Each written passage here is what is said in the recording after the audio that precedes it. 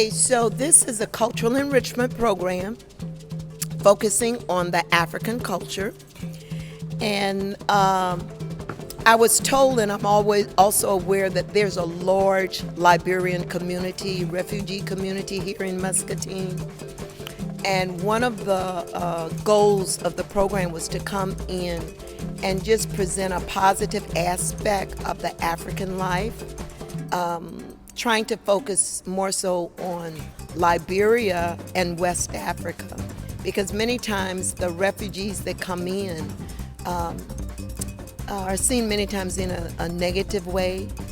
And the goal is to try to present a positive aspect of Africa and the refugees and all the great things that Africa has to offer: its culture, people, language, songs, dance, instruments, arts, crafts, and stories.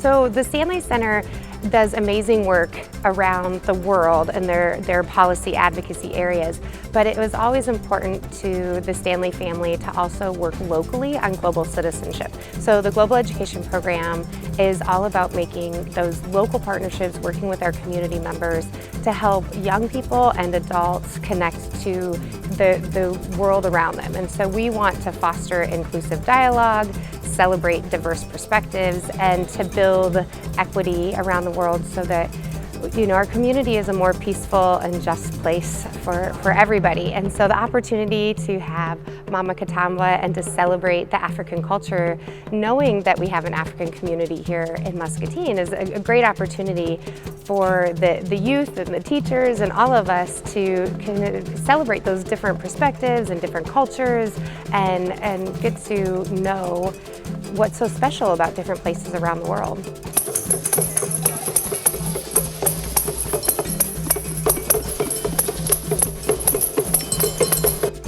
And you try, you can do it. Always make the choice. Asante and Kwaheri. Very good. Very good.